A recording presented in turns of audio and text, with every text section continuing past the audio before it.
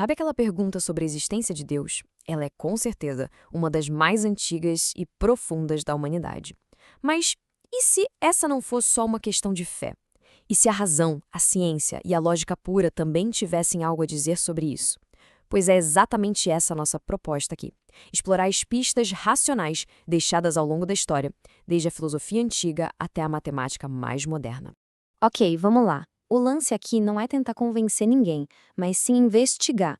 A ideia é tratar essa questão como um grande quebra-cabeça intelectual, sabe? A gente vai examinar os argumentos que foram construídos para tentar mostrar que a existência de uma causa primeira pode sim ser demonstrada usando a observação e a lógica. E este aqui é o nosso roteiro. A gente começa com essa busca por fundamentos racionais, depois passa pela lógica afiada de Tomás de Aquino, dá um pulo nas descobertas impressionantes da cosmologia, mergulha na prova matemática de Gödel e, para fechar, a gente explora o surpreendente diálogo entre a fé e a ciência. Muita gente acha que fé e razão são tipo água e óleo, que não se misturam, né? Mas para muitos dos grandes pensadores da história, não era bem assim. Para eles, a razão era uma ferramenta superpoderosa, um caminho para investigar as verdades mais fundamentais do universo. Eles queriam demonstrar, não só acreditar, usando as evidências do mundo como ponto de partida. E um dos maiores exemplos dessa busca racional é Tomás de Aquino, lá no século XIII. Ele não chegou falando apenas acredite. Pelo contrário, ele disse, vamos raciocinar.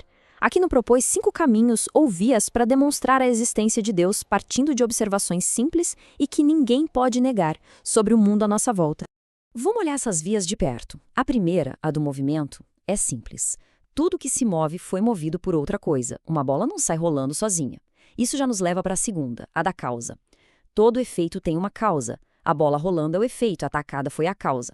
A terceira, da necessidade. Pensa no seguinte, a gente existe, mas poderia não existir. Somos contingentes. Mas para algo contingente existir, alguma coisa precisa ter existido desde sempre, necessariamente. A quarta, da perfeição. Repara que a gente tem ideias de bom, justo, melhor, o que sugere que existe um padrão máximo, perfeito, que serve de referência. E por fim, a quinta, da finalidade. Observa a ordem na natureza. Uma semente de maçã vira uma macieira, não um pinheiro. Isso aponta para um propósito, para um projeto. Então, a grande sacada aqui é essa. Para Tomás de Aquino, uma corrente de causas que vai para trás para sempre, infinitamente não faz sentido. É como um trem com infinitos vagões, mas sem locomotiva. Ele argumenta que para qualquer coisa estar acontecendo agora, precisa ter existido um primeiro motor, uma primeira causa, um ser necessário que deu o pontapé inicial em tudo. E a esse ponto de partida ele dá o nome de Deus.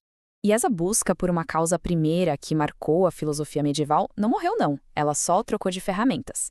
Dando um salto de séculos para a ciência moderna, as descobertas sobre a origem do universo e a complexidade da vida não acabaram com o debate. Muito pelo contrário. Trouxeram dados novos e fascinantes que muita gente enxerga como pistas de um plano maior. E aqui a gente entra num conceito central, o ajuste fino. A ciência descobriu que as leis do universo, tipo a força da gravidade, a massa do próton, a carga do elétron, elas são calibradas com uma precisão absurda. Se você mudasse qualquer uma delas, só um pouquinho, um tiquinho de nada, o universo não teria estrelas, nem planetas, nem vida. Seria só um caos estéril. E aí, claro, vem a pergunta, tá, mas quão preciso é esse ajuste? Qual é a probabilidade de um universo como o nosso, que permite a vida, ter surgido por puro acaso, na sorte? A matemática nos dá uma resposta, e olha, é de cair o queixo.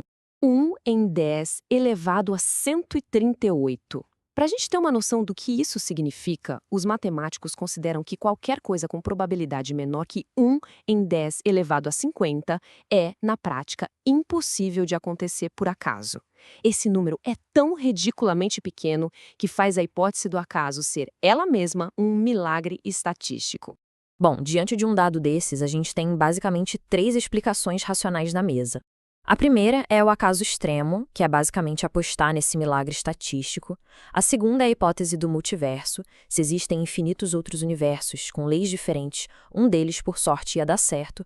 O problema é que isso, por enquanto, é pura especulação, algo que não dá para testar. E a terceira é a do projeto inteligente, que é uma inferência de que a melhor explicação para um ajuste tão preciso é que ele foi, bem, ajustado de propósito. E essa pista não está só lá no cosmos. Está aqui dentro, em cada uma das nossas células. O DNA Ele é literalmente um código. É uma linguagem de programação biológica com uma complexidade que a gente mal consegue entender, contendo todas as instruções para construir e operar um ser vivo. A origem dessa informação toda é um dos maiores mistérios da biologia e, para muitos, aponta para uma inteligência por trás. Agora, vamos para um terreno ainda mais fundamental, mais abstrato: a lógica pura. A gente vai falar de Kurt Gödel, um dos mais matemáticos do século XX, parceiro de Einstein. Ele decidiu levar essa questão para o campo da prova formal, usando as ferramentas da matemática para investigar a existência de Deus. A ferramenta que o Gödel usou se chama lógica modal. Pensa nela como um sistema que vai além do simples verdadeiro ou falso. Ela permite que a gente raciocine sobre o que é possível que seja verdade e o que é necessário que seja verdade. É a lógica das possibilidades e das certezas. O Gödel partiu de alguns axiomas, que são as regras do jogo, digamos assim. Simplificando bastante, ele estabeleceu premissas como: se um ser tem todas as propriedades que a gente chama de positivas ou perfeições, então esse ser é, por definição, perfeito. E uma das propriedades positivas mais importantes é a existência necessária. Ele foi construindo a definição de um ser máximo a partir dos seus atributos lógicos. E isso levou ele a um teorema simplesmente impressionante.